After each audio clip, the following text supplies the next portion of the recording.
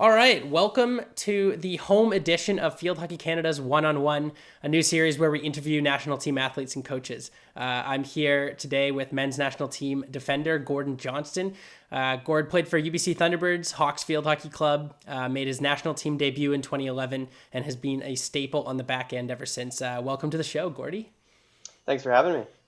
Yeah, so, first off, let's just do a little check-in. Obviously, bizarre and unprecedented times. Where are you? How are you doing? And what's sort of a normal day look like for you?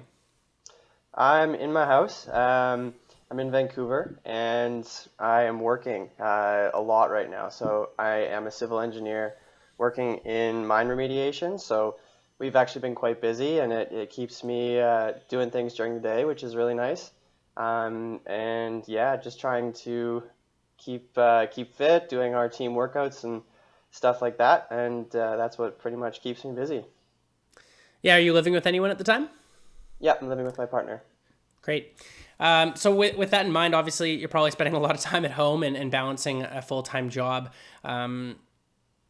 Surely it's not all go, go, go. There's probably some downtime, but as an athlete who relies on gym time and field time to stay in it, how are you making do and how are you staying fit and staying engaged with the sport? Well, I mean, I've done this for a while now, and I kind of know what my body needs to be at its fittest state. And I've been doing runs, doing little weight training sessions in the house. We have a few um, bands and weights and stuff like that, which makes doing the workouts a little easier. And living here in Kitts and Vancouver is actually an incredible place to run. So we have a lot of different places where we can go to get really nice areas to go for a long or short run and make sure we maintain distance from the crowds. Yeah, sounds like a pretty good setup, all things considered, of course. Of course, yeah. Yeah, let's jump in right into the good stuff. Obviously, in the fall, you qualified for the Tokyo Olympic Games in such dramatic fashion, and then COVID-19 hits, and there's this whole quarantine and pandemic, and the Olympics gets pushed a full year. So now, what's the attitude around the team, and what's your personal attitude, knowing that the Olympic Games are now over a year away, and how best to prepare? Well, I'll start off by just saying it's definitely a challenge. I mean, you have to kind of put your life on hold and just kind of restart your training and take a bit of a break almost just to make sure that you're fresh going into the tough year ahead. So for us, it's about maintaining that kind of sharpness and not being too overwhelmed or too tired when we get into the heavy training blocks. And so right now it's all about maintaining fitness and maybe getting a touch in here or there. But there's no real rush in doing anything right now. It's more about just kind of resetting, take some time, and then as soon as training starts up again, that's when it's go time. And I mean, the training year leading up to an Olympics is always such a good time. And I mean, I enjoyed myself a lot last time before the 2016 games, and I'm really looking forward to the opportunity to do that again with this group of guys. It's going to be really hard and weird, and we kind of have to just roll with the punches when it comes to what kind of tours we can go on, what our prep's going to look like. It's going to be a unique year, something that hasn't really ever happened before, for our group at least, and we'll just have to kind of make things up on the go and try and make the best of it and then be ready for Tokyo when it comes to next summer. Yeah, I mean, you talk a lot about rolling with the punches and being able to adapt. Obviously, with the uncertainty and so many unknowns, how can the team, I guess, best prepare? What's the chatter like behind the scenes with the team? Like, what are people doing in the meantime to stay ready?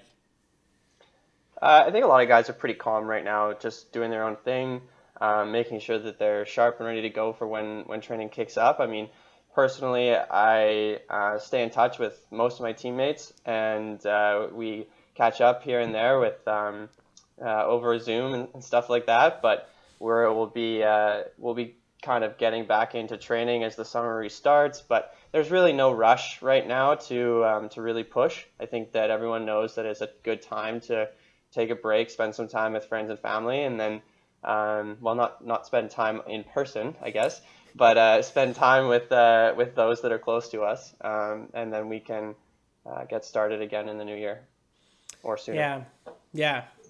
Um, Maybe you just rewind a little bit. You joined the team, about 10 years ago now at this point, and played ever since, and now you're a seasoned veteran. Can you talk a little bit about your career path and maybe some of the differences you notice nowadays as being sort of a KG vet as compared to a youngster when you joined the team? Sure. Yeah. So I guess I started in 2011, and I started with a couple other guys that are on the team right now, which is pretty cool to go through that whole process together. And at the time, I was also playing on the junior team with an even bigger cohort of guys that are now on the team. So I have had a really cool experience in that we had a really big group of our junior cycle, and those kind of in the similar age range to that to come through the cycle at the same time, which has been awesome for me, just in terms of having friends to play with and to also have that experience in the team to lean on when I need advice or need pushing in one direction or another. So I think that I had a really good balance as a young player on the team between getting the experience from my teammates, but also having some close friends that I could share the experience with. I don't know if that's any different now. I guess what we've seen over the last few years is having one, two, maybe three people come in from each junior cycle, and it's not necessarily this big group that joins, but I think that over time we'll see more and more from the. I mean, as you might expect, you'll see more and more of the junior guys come in, and that'll be really cool for them as they start to be that kind of core central group of guys. And yeah, I guess it's gonna be weird when I have to play on team old at training. I mean, like team young has been my entire career, and I'm gonna have to knock these young guys around at some point. Is there anything that you would say to, say, like a junior athlete, someone who's in their late teens, early 20s, who's just cracking into international stuff with the junior program? I mean, given the current climate, this is a player who might miss out on, say, a national championship this year, might miss out on some international tours. What would you say to young athletes who are sort of just reaching that spot and right now have been shut down, and maybe some Yeah. inspiring words for the future? Um, I guess I would say be patient. This is not a time for people to push themselves and go out and change everything about what they're doing. You have a long time to make this team, and it's been what 9, almost 10 years for me.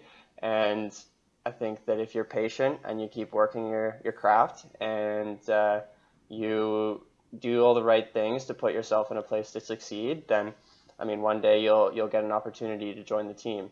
And if you ever need advice or help with anything, I guess it's best to just reach out and make sure that you're willing to talk to the people that have the information or the resources that you need, whether that's a coach, a player on the national team, or a family friend. Just make sure that you communicate and be patient with your development, and keep trying to constantly improve.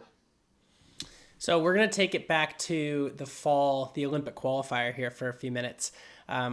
Obviously, a last minute goal and then a do or die shootout going into sudden death. I mean, this is a team that has actually quite a lot of experience in those do or die shootout big moment matches. Can you just talk about the team's composure when facing those shootout situations and maybe relive a few of the different times you've faced that situation?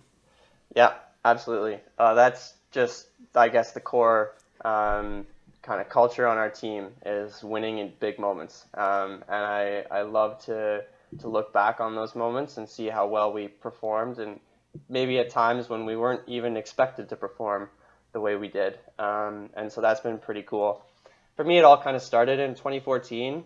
We had a shootout in the Champions Challenge tournament in Malaysia where we beat Malaysia in a shootout, and I guess that gave us a taste of winning important games, which was really a big important thing for our group. And we saw some of the skills that we had in our group that were important, from goalkeeping to goal scoring. So as we kind of gained momentum and gained a little bit of confidence with it, we got into that game against New Zealand in 2015 at the Olympic qualifying tournament and World Hockey World Series. I don't even know how to say them these days. But yeah, so and then in that game, we stuck to our guns. We knew that we were good. And by the time we got to the shootout, we were confident. And it was pretty cool to see how the guys responded to that. Obviously, at the time, that was a career highlight, a moment where we overperformed and qualified for the Olympic Games indirectly, and it was awesome to see how well we could do on the world stage, something we hadn't done as a group really up till that point. Um, and then using that momentum into the Rio Games as well as into the Olympic qualifier this year. I mean, I think we're something like 7-0 in international shootouts. Some of our guys have incredible records shooting, and our goalkeepers have an incredible record saving these shootouts. So it's pretty.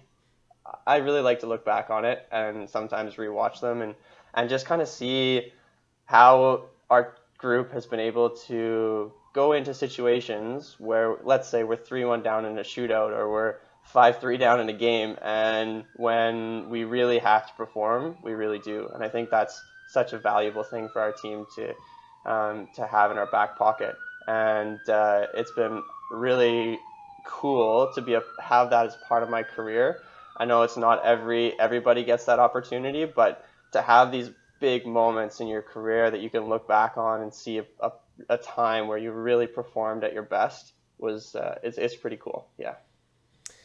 Yeah, I mean, you mentioned the Rio Games in there, and obviously you've been to the Olympics before. Maybe you could just talk about the Olympic atmosphere, and obviously looking forward to eventually when it does happen, the Tokyo Games.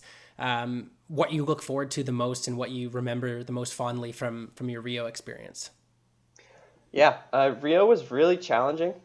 We didn't perform as well as we wanted to. I think that there were some games where our inexperience showed a little bit, and as one of the younger guys on the team, I really wanted to get another crack at it. And I think that there are a number of people that feel the same way. And when you look at the core group of guys on our team and some of the veterans on the team, we have a lot of experience now, whether it's Olympic Games or caps or just general skills and things you can bring to the table as a team member.